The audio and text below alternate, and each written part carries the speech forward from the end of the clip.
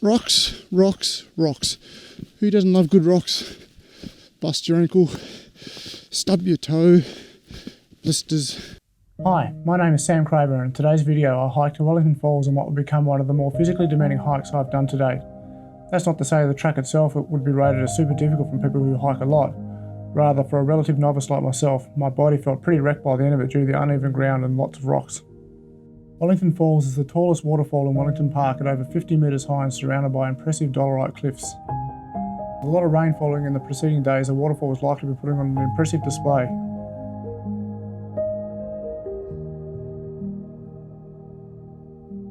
So the goal was to photograph the falls, but having never been there before, nothing was guaranteed on what I might be able to capture given my lack of knowledge in the area, the rough terrain, and the ability to try and get a clear view. To get to Wellington Falls, I drove up to an area called the Springs on Mount Wellington, and then commenced the hike by heading off in a southwesterly direction via the Mills track. This track eventually joins the Wellington Falls track. All in all, it is around a 13-kilometre round trip. The Springs is located about 20 minutes from Hobart CBD, around halfway up Mount Wellington, and tends to act as a popular hub for hikers and tourists to stop while visiting the park. Consequently, parking can be at a premium on weekends or days with stable weather. The start of the Mills track commences just above the Springs main car parking facilities. So to save walking up a few extra steps, I've parked in the upper car park.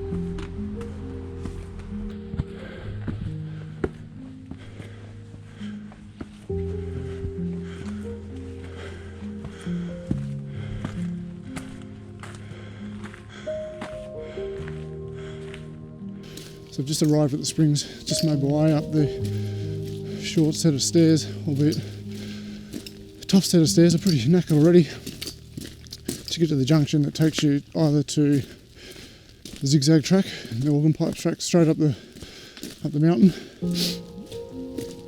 or in my case, turn left along the Mills track and head off to Wellington Falls. The sign says it's a 7-hour return walk, but from what I've seen and read, you can do it probably about 4-hour return.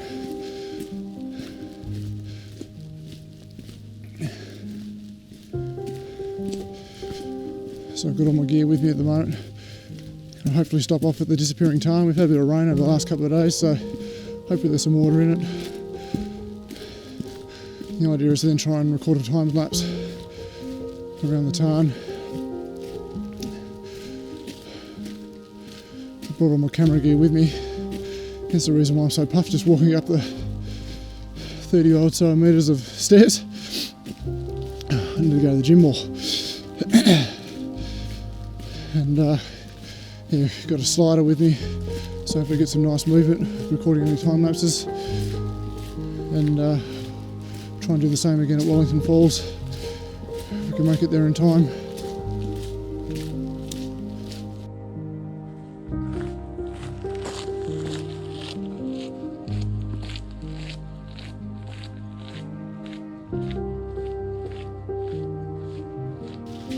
Here's the turn off the Glasshouse track, which is where I went the last time I came here.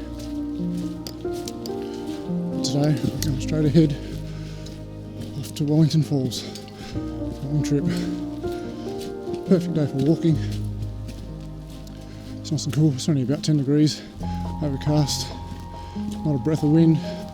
So it's fantastic conditions. And all the rain as well. It's got that nice, cool, humid air. So when you're carrying all this gear around, it makes it much more comfortable walking as opposed to if it was 30 degrees. You're sweating like a pig right about now.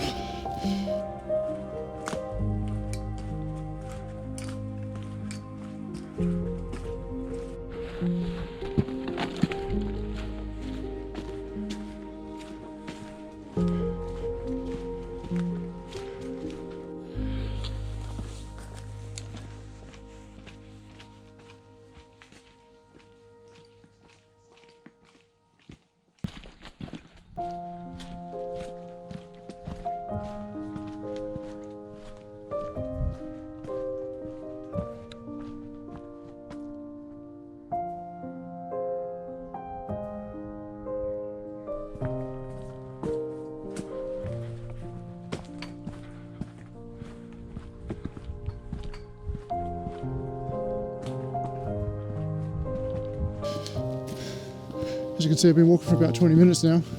The track's in excellent condition, as you would expect, being one of the more popular routes up on the mountain.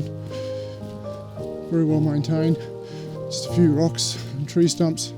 I know the track does get harder later on because you hit this place called the potato fields, which is basically just a big field of boulders that you've got to cross.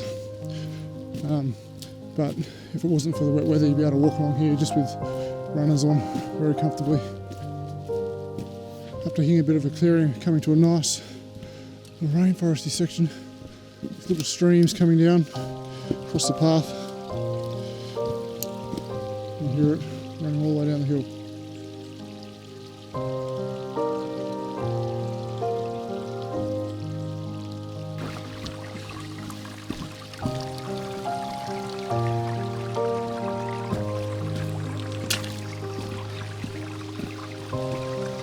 There's nothing like walking through a rainforest just after it's rained. That clean, fresh air cleanses the soul, I reckon, or at least a hangover if you've got one. So I've just reached a junction that takes you off either to the left down to Snake Plains track, where you turn right and keep going along the Wellington Falls track. So I don't think I'm going to be going down that way. Off we go.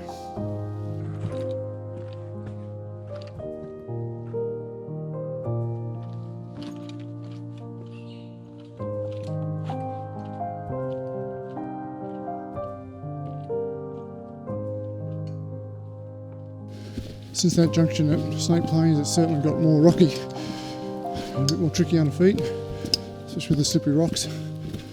But what I'm on the lookout for now is some little rock can on the right hand side, which is supposed to indicate the turn off to go to the disappearing tarn.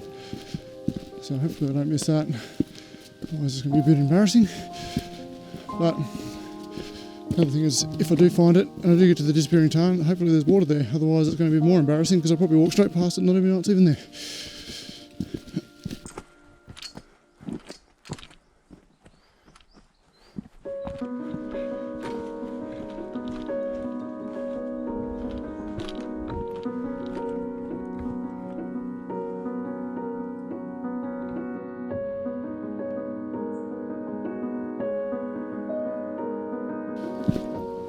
Rocks, rocks, rocks. Who doesn't love good rocks? Bust your ankle, stub your toe, blisters. What am I whinging about? I've only been going for half an hour. Not really, I've actually been going for an hour now. Hopefully get to this rock can soon. Find myself that disappearing tarn, which has probably already disappeared.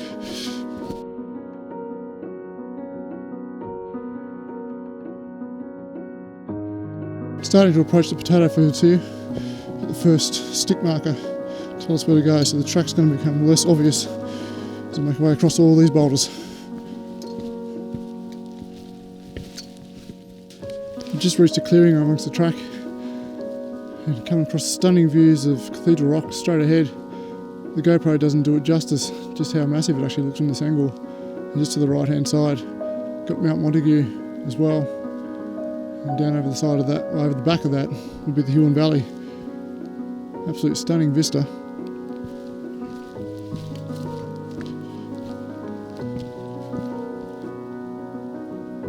Magnificent views.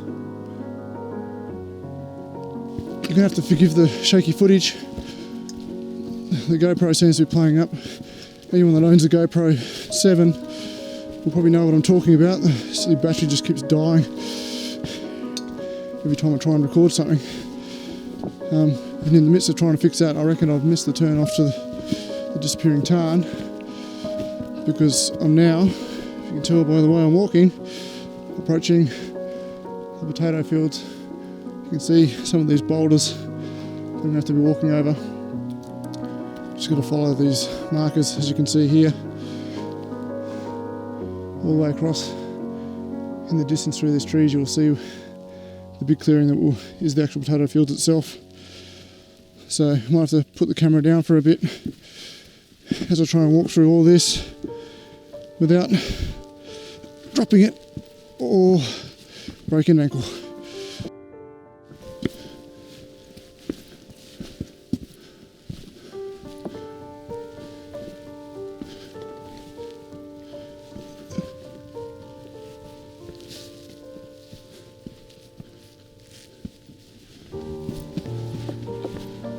Well, when I mentioned rocks, I wasn't lying. It just goes on and on and on and on and on and all the way up there. It just keeps going and going and going and going and going.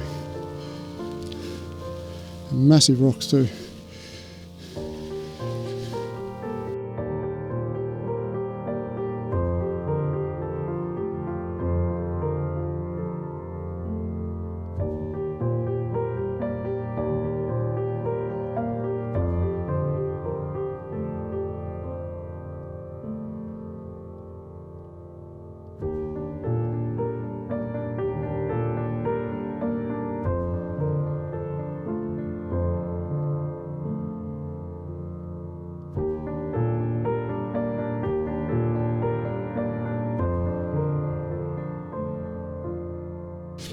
Well, after crossing the potato fields about 20-25 minutes ago, the environment couldn't be any more different.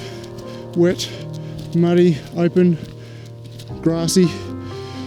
To come up a bit of a hill to get here. So I've now reached a bit of a plateau after all that rain, and with the ground it just acts basically like a giant sponge, just soaking up all this water, which basically then feeds, presumably, the waterfall that I'm walking to. And this is going to be fun.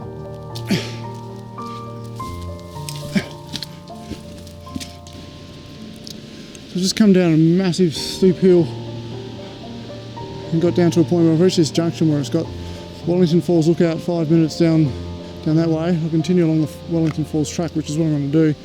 I'm going to try and get to the base of the falls if I can. Looks like my lack of knowledge of the area and some difficulties with the GoPro and fatigue got the better of me. As I later discovered, continuing straight along the Wellington Falls track was the wrong option, as that simply takes you away from the falls down to a place called Nika. Rather, you need to head down to the lookout itself to get a glimpse of the falls, which is what you can see here. To get to the base of the falls, you have to scramble down a steep valley over the side of the lookout, following rock hands all the way down. This is very steep and should be taken very seriously if you're going to attempt it. I had a camera in one hand and a tripod in the other, as they wouldn't fit in the bag I had. I started to climb down but realised I was out of my depth, and I was also running out of time to get back to my car as it was starting to get late. So with the preface not to smash any of my gear or my body, I decided to pull the pin. Knowing more about the area and reading up more on how to get some of the better views, I can't wait to get back and photograph the falls as I intended to do on this trip. Have you been to Wellington Falls before? What was your experience getting there? Have you had a similar experience of not getting what you were trying to achieve after a long trip? If so, share your comments below. I'd love to hear from you. Until next time, I'll see you in the next video.